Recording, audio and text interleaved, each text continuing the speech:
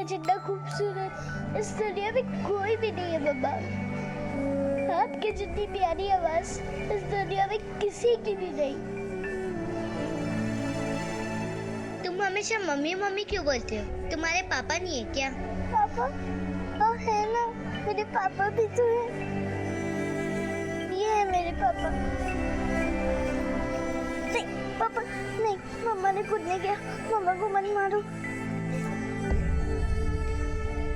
नमस्कार, आदाब। Crime petrol dial 100 में आप सबका स्वागत है।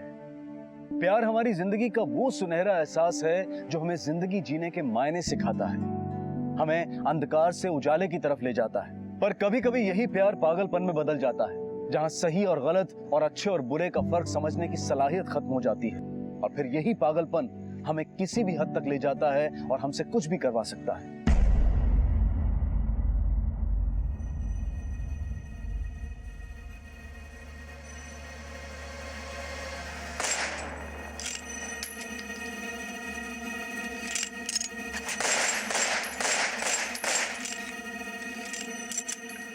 पूरा पूरा दिन बस टीवी देखती रहे। और आप आदित्य, इसको मना करने के बजाय इसके साथ में बैठकर टीवी देख रहे हो। अब ठीक है ना अर्चना, अच्छी तो है। टीवी में ध्यान रहेगा तो पढ़ाई क्या खाक करेगी। सुनो, नाश्ता फिनिश करो तुम, मैं जूस लेके आ रही हूँ।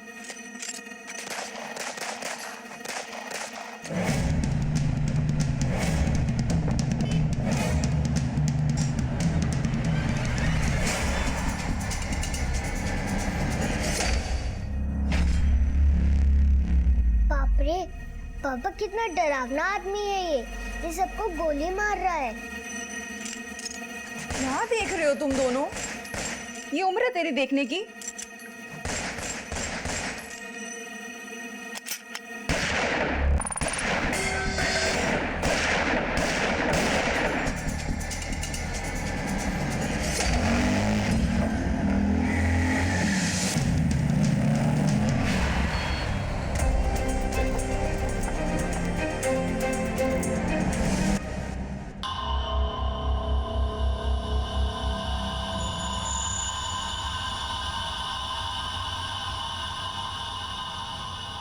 हमें यहाँ गोली चलने की खबर मिली है। गोली? पर यहाँ तो ऐसा कुछ भी नहीं हुआ है सर। हाँ, वो मेरी बेटी टीवी देख रही थी, टीवी में ही गोलियां चल रही थी। मुझे लगता है कि किसी को गलतफहमी हुई है और उन्होंने आपको फोन कर दिया। आप लोग यकीन से कह सकते हैं? जी सर। वैसे आप लोग यहाँ के लगते नहीं, पहली बार देखा है। सर आप सही कह रहे हैं, हम लोग यहाँ नहीं रहते। मेरा नाम आदित्य है और ये हमारा पुश्तैनी मकान है। मैं यहाँ अपनी फैमिली के साथ छुट्टियाँ मनाने आया। ये मेरी वाइफ अर्चना और ये हमारी बेटी रुचि। सर सॉरी, आप लोगों को हमारी वजह से तकलीफ हुई। हम ध्यान रखेंगे आगे से कि टीवी की आवाज़ ज़्यादा ना हो। सर, इस घर में कुछ ठीक नहीं लग रहा। घर वालों के मुताबिक घर पे किसी ने गोली नहीं चलाई, लेकिन कोई हमें झूठी इन्फॉर्मेशन क्यों देगा? अनुज, देखने में तो सचमुच ऐसा लग रहा है जैसे यहाँ कोई गोली नहीं चली, लेकिन इतनी बड़ी गलतफहमी किसी को कैसे हो सकती है? अनुज, एक बार उस आदमी से चल के मिलते हैं जिसने हमें ये इन्फॉर्मेशन दी थी। सर, वो यहीं पास में रहते हैं। आदित्य, आज किस्मत अच्छी थी जो हम बच गए। अर्चना, आज अगर तुम ना होती तो शायद हम जिंदा नहीं होते। वो तो अच्छा हुआ कि ऐन वक्त पर तुमने उस आदमी को देख लिया, वरना न जाने आज क्या हो जाता। क्या देख रहे हो तुम दोनों? ये उम्र है तेरी देखने की?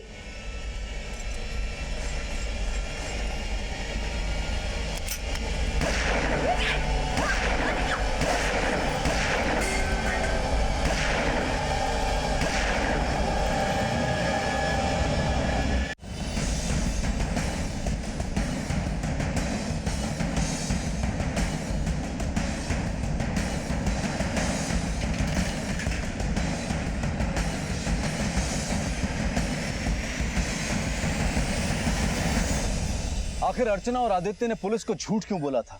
क्या उनके परिवार के कुछ ऐसे राज थे जिन्हें वो पुलिस के सामने नहीं आने देना चाहते थे? आखिर वो कौन था जिसने आदित्य के घर पर गोलीबारी की थी और उसका मकसद क्या था? क्या यह आदित्य के परिवार की किसी से दुश्मनी का नतीजा था? पुलिस ने तहकीकात शुरू कर दी थी। सर, मैंने 25 साल आर्मी में काम किया है। असली गोली के चलने की आवाज़ और टीवी में चली हुई गोली के फ़र्क को मैं खूब अच्छी तरह समझता हूँ। गोली की आवाज के अलावा आपने और कुछ देखा? जी बिल्कुल। जैसे ही गोलियों के चलने की आवाज़ बंद हुई, मैंने एक आदमी को बाइक पे भागते हुए देखा। उसने हेलमेट पहना हुआ था। फिर आदित्य के परिवार ने हमसे झूठ क्यों कहा कि वहाँ कोई गोली नहीं चली? और वहाँ हमें ऐसे कोई सबूत भी नहीं मिले जिनसे ये साबित हो कि वहाँ गोली चली थी। ये तो मैं नहीं जानता, लेकिन हाँ, वो मकान बहुत सालों से बंद पड़ा हुआ था और वहाँ कोई रहता भी नहीं था। पिछले 1 हफ्ते से ये लोग रहने आए। और सर, गोली चली है ये तो 100% पक्का है। अच्छा, जिस आदमी को आपने हेलमेट पहन के भागते हुए देखा, उसकी बाइक का नंबर याद है आपको? मुझे बाइक का पूरा नंबर तो याद नहीं, लेकिन हाँ, आखिर के 3 नंबर मुझे याद हैं, 219। इस बात की तो कोई गुंजाइश ही नहीं है कि ये आदमी झूठ बोल रहा है। एक आर्मी ऑफिसर गोली की आवाज़ ना पहचाने, ये तो हो ही नहीं सकता। अगर ये सच बोल रहे हैं तो आदित्य का परिवार जरूर हमसे कुछ छुपा रहा है। इस बाइक के बारे में पता करो, पूरी डिटेल्स निकलवाओ। सर, मम्मा, मुझे बहुत डर लग रहा है। मम्मा है ना आपके पास, कुछ भी नहीं होगा। आज की तरह कल भी ऐसा हुआ तो? ऐसा कुछ नहीं होगा रुचि, कोई नहीं आएगा कल। चलो आप सोने की कोशिश करो। हाँ, मम्मा आपको लोरी सुनाती है। बिटिया रानी।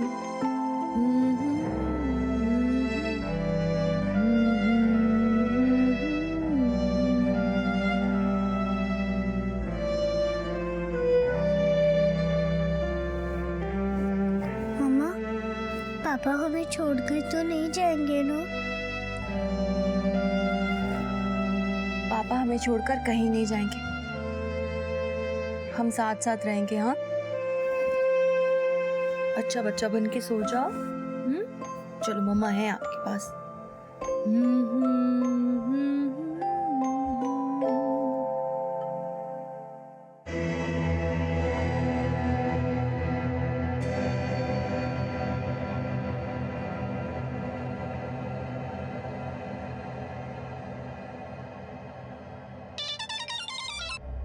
काव्या तुम कहाँ हो? मैं कब से तुम्हारे कॉल का वेट कर रहा था।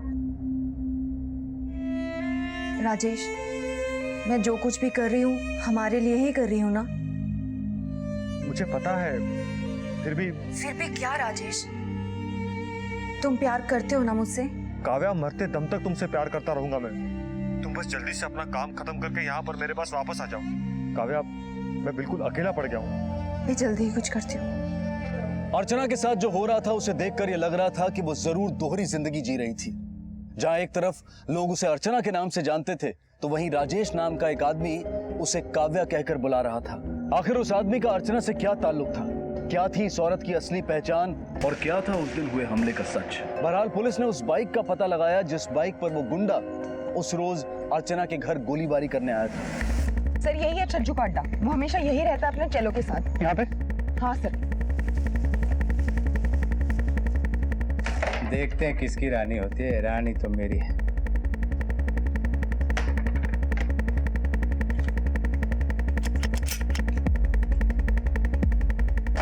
चल चल जल्दी भाई, इस बार अपन जाएगा ना माल लेने। हाँ तो जाएंगे ना, परसों जाने का 4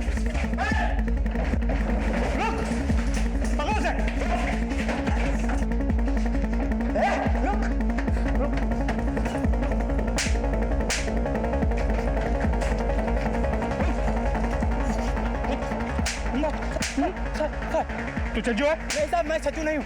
कहाँ है छज्जू? कहाँ है? मुझे नहीं मालूम वो अभी कहाँ है। उसे किसी परिवार को मारने की सुपारी मिली थी, सर पता है तुम्हें? सर, उसने सुपारी ली थी, ये तो बताया था उसने, लेकिन किसे मारना है और किसने सुपारी दी छज्जू ने मुझे नहीं बताया साहब। छज्जू का फोटो है तेरे पास?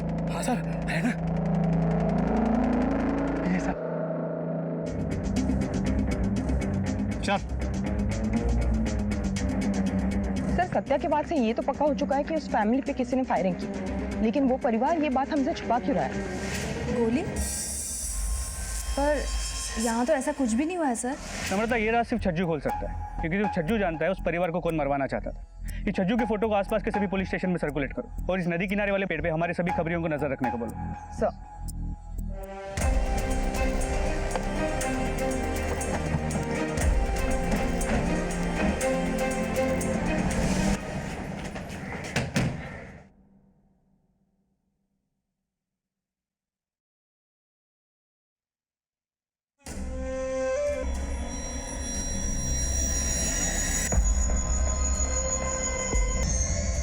और कहीं कोई मर्डर वेपन भी नहीं मिला।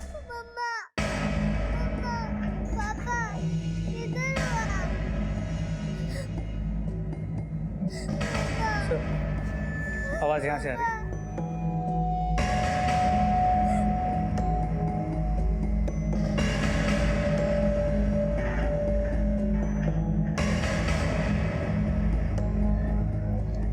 डोरन, आप कबर्ड में कैसे आई? नम्रता, इसे बाहर ले जाओ।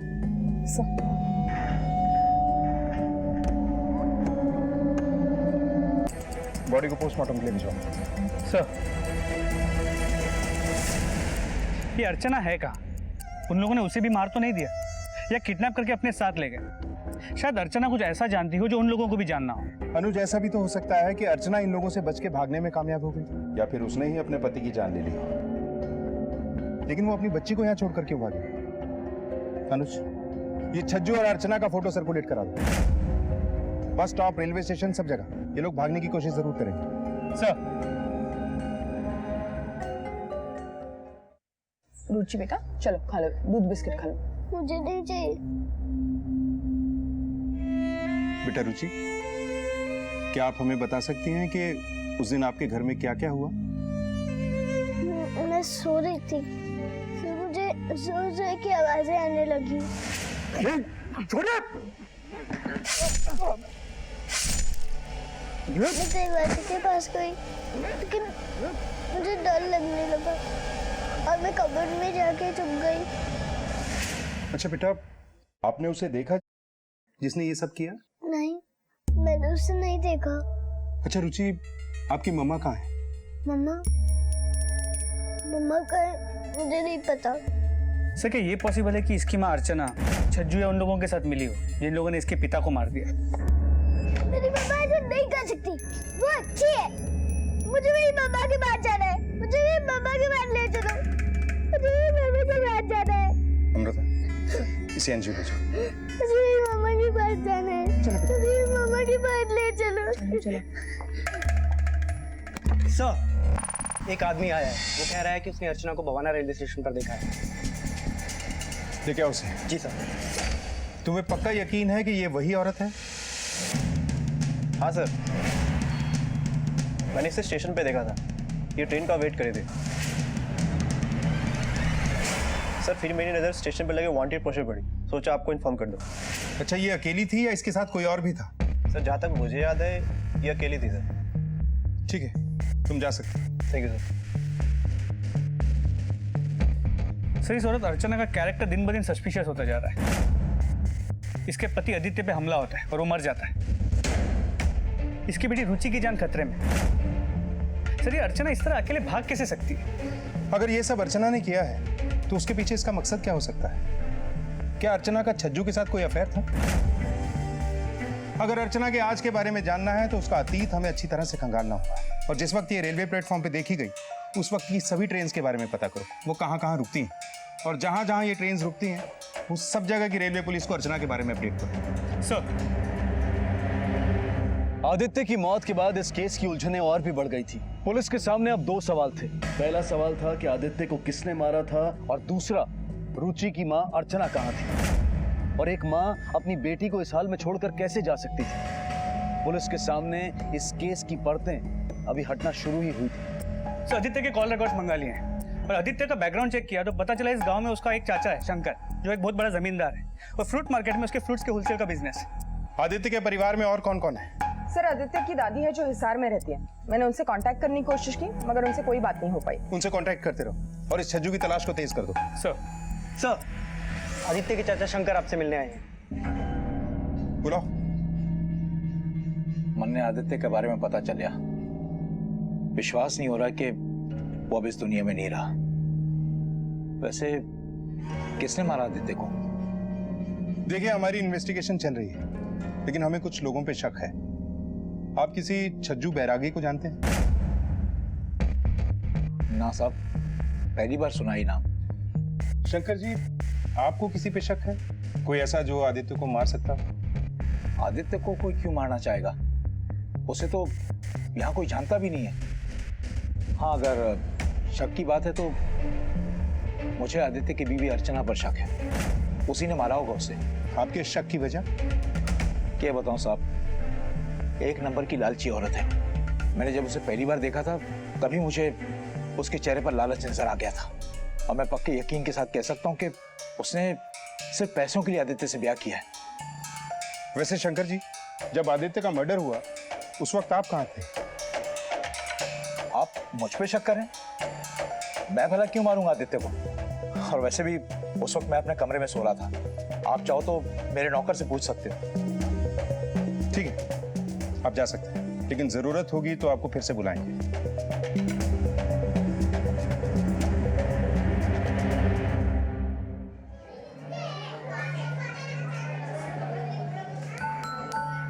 आपके जितना खूबसूरत इस दुनिया में कोई भी नहीं है मम्मा। आपके जितनी प्यारी आवाज इस दुनिया में किसी की भी नहीं। बिटिया रानी परियों की नगरी से एक दिन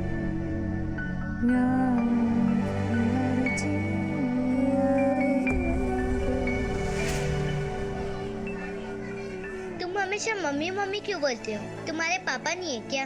पापा है ना, मेरे पापा भी तो है। ये है मेरे पापा। नहीं पापा नहीं, मम्मा ने खुद नहीं किया, मम्मा को मत मारो।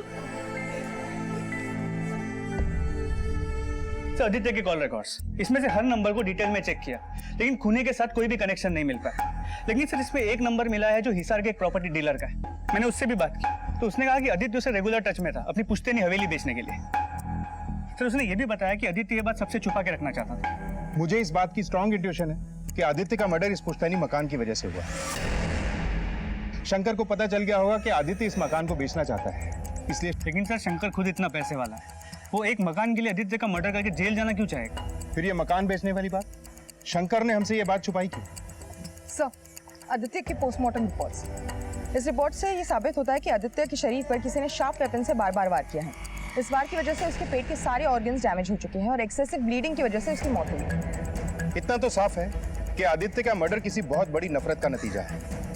आदित्य की दादी से कोई बात हुई? नहीं सर। नम्रता, तुम खुद हिसार जाओ और उसकी दादी से मिलो। हो सकता है इसकी दादी को अब तक पता भी ना हो कि उसके पोते की मौत हो चुकी है। सर,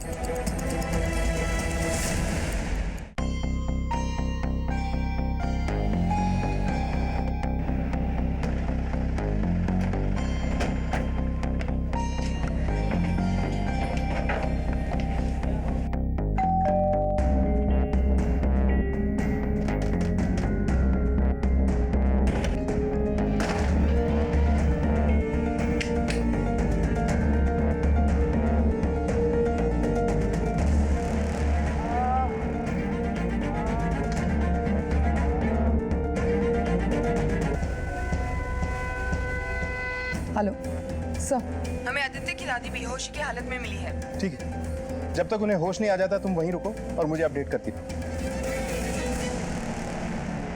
क्या ये आप क्या कह रहे हैं? आदित्य हमारा पुश्तैनी मकान बेचने वाला था? ऐसा तो हो ही नहीं सकता कि आपको इस बात के बारे में पता ना हो। पैसे के मामले में इस गांव के सबसे बड़े आदमी आप हैं। छोटी से छोटी बात भी आपके कानों में जरूर आती होगी। आप जो कह रहे हैं वो सही है। हो सकता है इस बात का पता मुझे इसलिए नहीं चला होगा क्योंकि उसने मकान बेचा नहीं है। अगर बेचा होता तो सबसे पहले इस बात का पता मुझे चलता। मतलब आपको सचमुच ये बात पता नहीं? देखिए, आप बात घुमा फिरा के मत कीजिए। मुझे पता है कि आपको मुझ पे शक है, लेकिन मैं आपको साफ साफ बता दूं कि उस मकान से मेरा कोई लेना देना नहीं था। और उस मकान को छोड़े तो सालों बीत चुके हैं, और मैं चाहूं तो उस मकान से 10 बड़े मकान बनवा सकता हूं। आप नहीं तो ऐसा कौन है जो आदित्य को मारना चाहेगा, जबकि इस गांव में उसे कोई पहचानता भी नहीं? मैं आपसे पहले भी कह चुका हूं, ये काम उसकी बीवी अर्चना का किया करा है, लेकिन आप मेरी बात मानते ही नहीं। और मकान बेचने की सलाह भी उसकी बीवी ने दी होगी, क्योंकि उसे चाहिए तो सिर्फ पैसा। आदित्य तो बेचारा ऐसा सोच भी नहीं सकता।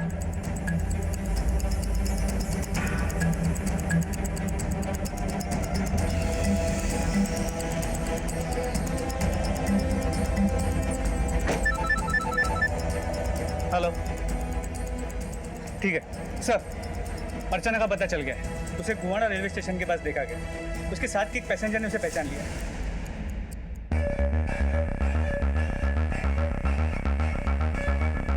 जिस औरत को तुमने देखा, क्या वो यही थी? हाँ साहब, ये वही औरत है।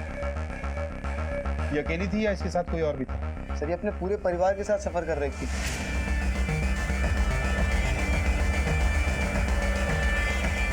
इनफैक्ट ये लोग मेरे सामने वाली बर्थ पे बैठे थे। और हाँ साहब, इसके पति के हाथ में चोट लगी थी। इसने खुद से उसकी मरहम पट्टी की, अगले स्टेशन पे उतर के पैरासीटामोल की गोली और टेटनस का इंजेक्शन लेने की बात कर रहे थे। ठीक है, तुम जा सकते हो। सर ये हो कैसे सकता है? ये अर्चना तो आदित्य की बीवी है। ये दूसरी फैमिली कहाँ से? ये अर्चना बहुत बड़ी फ्रॉड लगती है। मतलब इसने पहले खुद आदित्य को मारा, बुआना से ट्रेन में चढ़ी जहाँ पे उसकी फैमिली पहले से बैठी हुई थी। वो लड़की रुचि इसकी बेटी है या नहीं, हमें इस राज की तह तक पहुंच रहा हूं। और कौन है ये औरत और बवाना में क्यों आई थी? इस आदमी के मुताबिक ये लोग स्टेशन पे उतरकर पैरासीटामोल और टेटनस का इंजेक्शन लेने की बात कर रहे हैं। स्टेशन के आसपास जितने भी मेडिकल स्टोर और हॉस्पिटल हैं, सब में पूछताछ करो। सर, पुलिस ने शक की बुनियाद पर तमाम मेडिकल स्टोर से पूछताछ की और उनके हाथ आखिरकार कामयाबी लग ही गई। हाँ साहब, ये औरत हमारे यहाँ आई थी, पैरासीटामोल और टेटनस की इंजेक्शन ले गई थी। और कुछ बता सकते हो? वो लोग लॉज के बारे में पूछ रहे थे। यहीं पास में एक पार्कवी लॉज है, उसके बारे में मैंने बताया था।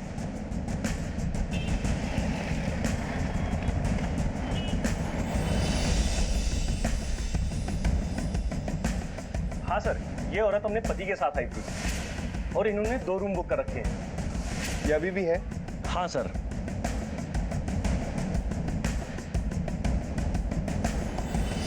सर, एक रूम ये है और दूसरा रूम ये है, इन दोनों को ही दे रखा है मैंने।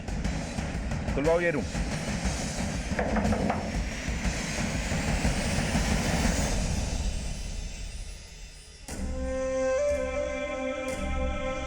सांसें चल रही हैं। फौरन एम्बुलेंस बुलाओ। सर, सर, ये बच्चा उस दूसरे कमरे में। आखिर ये औरत चाहती क्या है? बेटा, आपका नाम क्या है? घर कहाँ है आपका? मेरा नाम सोनू है और मेरा घर रामनगर में। इसकी फैमिली को इन्फॉर्म करो। सर, आखिर ये औरत है कौन और चाहती क्या है? अनुज, आसपास के सभी थानों में फोटो सर्कुलेट करा दो, पता तो चले ये आदमी है कौन।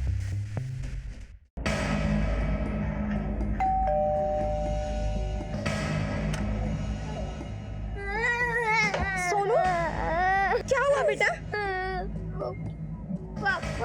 पापा, क्या हुआ पापा को?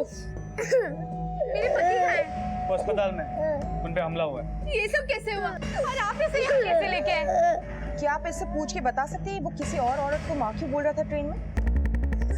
बेटा, आप किसी और को मम्मा बोल रहे थे? पापा ने कहा था, उन्हें भी मम्मा बोला था।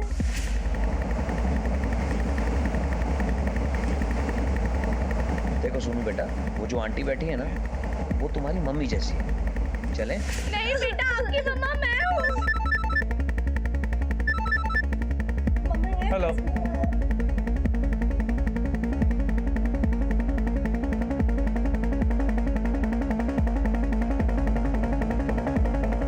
ठीक है। ये औरत तुम्हारे साथ ट्रेन में सफर कर रही थी और हमें पता है कि ये तुम्हारी बीवी नहीं। सच सच बताओ, ये कौन है और तुम्हारी ये हालत किसने की? सर, इसका नाम सपना है।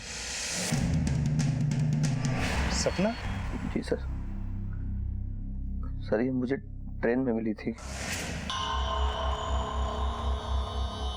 जब मैं अपने बेटे के साथ अपने माँ बाप से मिल के आ रहा था। मेरे पास आके बैठ गई। उसने अचानक मेरा हाथ पकड़ लिया। मैं हैरान था और वो मुझे बाहर की तरफ ले गई।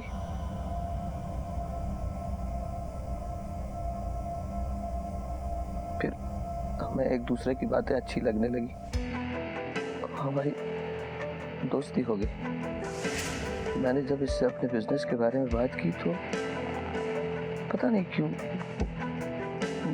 कुछ ज़्यादा ही अट्रैक्ट हो गई मेरी तरफ और उसने मुझसे कहा कि वो सब कुछ कर सकती है मेरे लिए जिससे मुझे खुशी मिले। लेकिन सर, मैंने उसकी बातों को अनसुना कर दिया और वापस अपनी सीट पे जाके बैठ गया। लेकिन सर, वो फिर आई और उसने मेरे कान में कहा कि क्या तुम मेरे साथ एक रात के लिए लॉज में चल सकते हो? मैं शॉक था सर, लेकिन उसने मुझे इस तरह से कन्विंस किया कि मैं खुद को रोक नहीं पाया। फिर उसके बाद मैंने अपने बेटे सोनू को एक वीडियो गेम का लालच दिया। उससे कहा मैंने कि ये आंटी बहुत अच्छी हैं, तुम्हारी मम्मी की तरह है, तुम सबके सामने इनको मम्मी ही कहना। वो छोटा है बच्चा, वो मान गया। फिर हम सर एक लॉज में गए और मैंने वहाँ 2 रूम लिए, एक अपने बेटे सोनू के लिए। वहाँ हम दोनों ने रात भर एक ही कमरे में साथ बिताई। लेकिन जब सुबह मेरी आँख खुली तो मैंने देखा कि वो सामान बैग में जल्दी जल्दी भर रही थी। फिर मेरी निगाह मेरी रिंग्स और चेन पे पड़ी तो कुछ भी नहीं था। मैं अचानक उसकी तरफ भागा, उसको रोका और वो बॉटल मेरे सर पर मार दी और भाग गई। शायद जिंदगी की सबसे बड़ी गलती यही थी मेरी। मैंने अपनी बीवी से विश्वासघात किया। इस आदमी को जानते हो तुम? नहीं सर। ये औरत कितने चेहरे लिए घूम रही है? इसकी असली पहचान है क्या? आदित्य के लिए अर्चना थी, अनुराग के लिए सपना। इसका असली नाम भी नहीं जानते हम लोग। अनुज, इस औरत तक पहुंचने का हमारे पास यही एक जरिया है, ये फोटो जो हमें लॉज से मिली। हो सकता है ये इसकी फैमिली फोटो और ये आदमी इसका पति हो सकता है। अगर हम इस आदमी तक पहुंच जाएं तो हमें पता चल जाएगा ये औरत है कौन और चाहती क्या है। और वो बच्ची रुचि जो हमें बोवाना कांड में मिली थी, उसने भी हमें अब तक कुछ नहीं बताया। शायद वो कुछ जानती।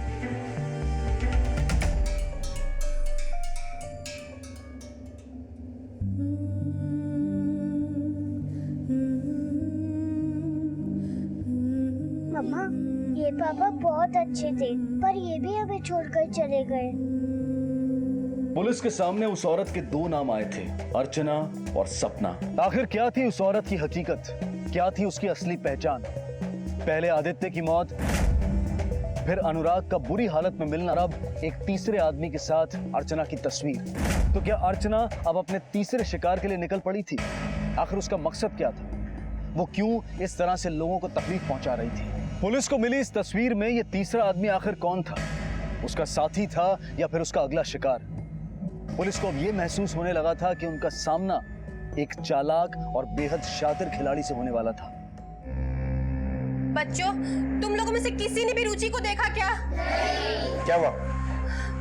अच्छा हुआ सर आप आ गए। मैं अभी आपको ही कॉल करने वाली थी। सर वो लड़की है ना रुचि, सर वो कहीं नहीं मिल रही। मुझे लगता है वो यहाँ से भाग गई है। क्या आप एक बच्ची पे ठीक से नजर नहीं रख सकते? आई एम सॉरी सर, पर पता नहीं वो कैसे मेरी आंखों से बच के भाग गई। हमारे यहाँ आज तक ऐसा कभी नहीं हुआ सर। रुचि के पास कोई सामान था? हाँ सर, वो गुड़ियों के साथ खेलती थी। मैं अभी लेके आती हूँ। सर ये रुचि की डॉल है और वो इन्हीं के साथ खेलती थी। पता नहीं क्या अजीब अजीब सी कहानियाँ बनाती थी। एक डॉल को मम्मी बुलाती तो दूसरे को पापा। नहीं पापा नहीं, मम्मा ने कुछ नहीं किया। मम्मा को मत मारो।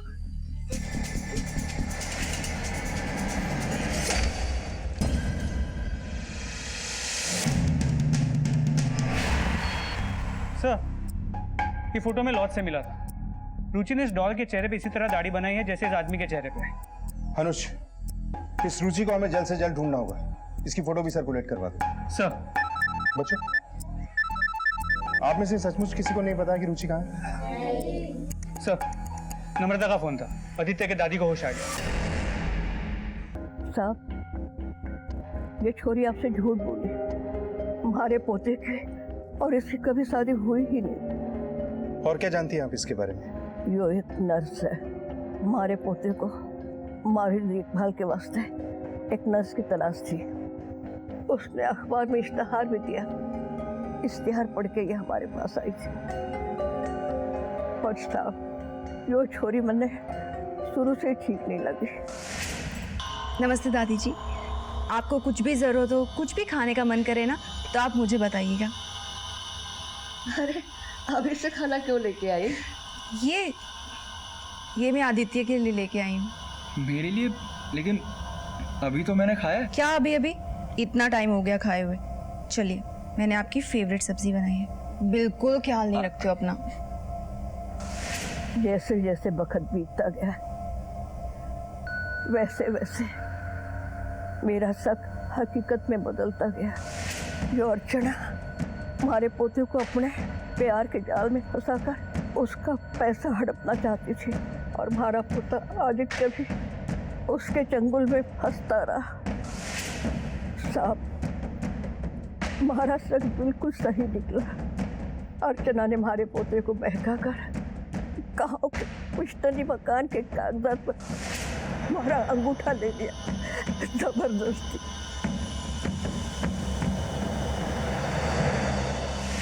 पता नहीं उस चुड़ैल ने हमारे पोते पर क्या जादू कर दिया था। हमारा पोता इतना प्यार करने वाला हमारे खिलाफ हो गया, अपनी दादी के खिलाफ हो गया। अच्छा, आपने कभी इस बच्ची को इस औरत के साथ देखा? नहीं साहब। अच्छा, इस आदमी को जानती हैं आप? नहीं साहब, मैंने इसको कभी नहीं देखा। अच्छा, ये जो अर्चना है, इसका एड्रेस या इसके परिवार वालों के बारे में कुछ जानती हैं? नहीं साहब, मैं उसके या उसके परिवार वालों के बारे में कुछ नहीं जानती साहब।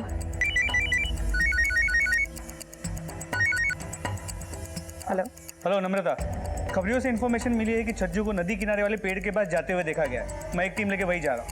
ओके सर, छज्जू का पता लग गया है। वो नदी किनारे वाले पेड़ के पास देखा गया है। ठीक है, तुम फौरन जाओ वहाँ। सर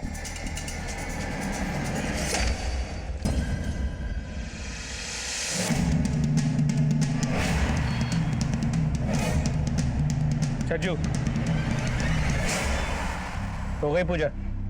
तेरी आरती थाने में उतारते हैं। चल साहब, चलो ले चलो इसे। पकड़ो।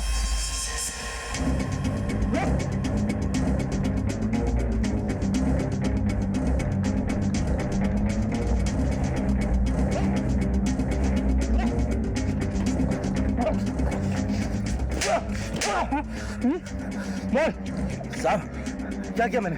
आदित्य को मारने की सुपारी किसने दी थी? साहब, मुझे पता नहीं, आप क्या बात कर रहे हैं? साहब, बताता हूँ साहब, मुझे तो बस आदित्य और उसके परिवार को डराने के लिए भेजा था साहब। मैंने उसे जान से मारने की सुपारी नहीं ली थी। ये कांड करने के लिए किसने बोला था? बताता हूँ अनुज, साहब, वो हमारा पोस्तानी मकान बेचने निकला था। उस मकान को जिसमें हमारे सारे वंश की मीठी यादें जुड़ी हुई थी, 2-3 बार उसने इस मकान को बेचने की कोशिश की। इसलिए मैंने छज्जू को उसे और उसके परिवार को डराने के लिए भेजा, ताकि वो अपने परिवार को लेकर यहाँ से कहीं दूर चला जाए। लेकिन छज्जू के डराने का भी कोई असर नहीं हुआ, इसलिए मैं खुद गया उसे धमकाने। तेरी इतनी हिम्मत कि चंद रुपयों के लिए तू हमारा ये पुश्तैनी मकान बेच रहा है, जहां हमारे पुरखों ने अपना जीवन बिताया, उसे बेचेगा तू? आज अचानक से आपको पुश्तैनी मकान और बाप दादाओं की याद आ गई? इतने सालों से जब ये मकान बंद पड़ा था, तब तो आपको याद नहीं आई? तेरे लिए अच्छा यही होगा कि तू चुपचाप अपने परिवार के साथ यहाँ से निकल जा। मैं आपकी धमकियों से डरने वाला नहीं हूं।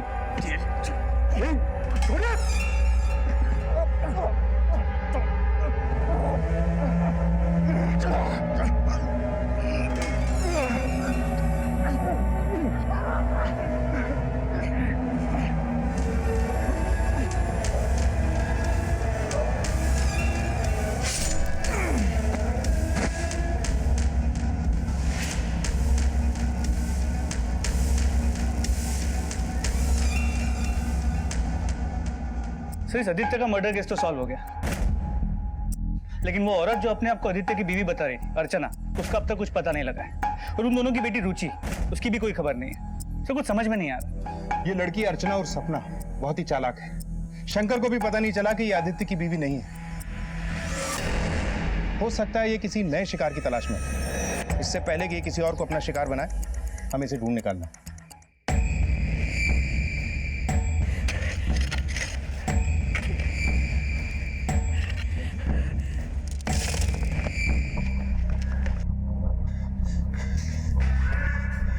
क्या हुआ? तुम्हारे कपड़ों पे खून कैसे लगा?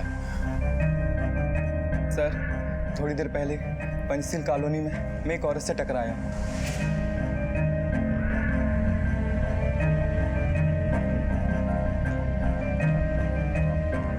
उस औरत ने जरूर कुछ गलत किया है सर। कौन थी वो औरत? मैं नहीं जानता। स्केच बनवा सकते हो? हाँ सर। मिश्रा। Sir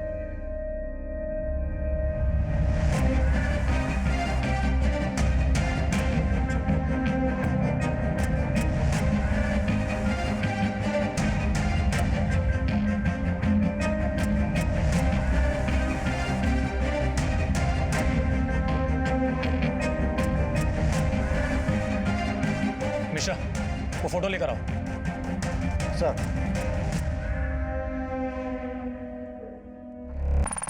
sir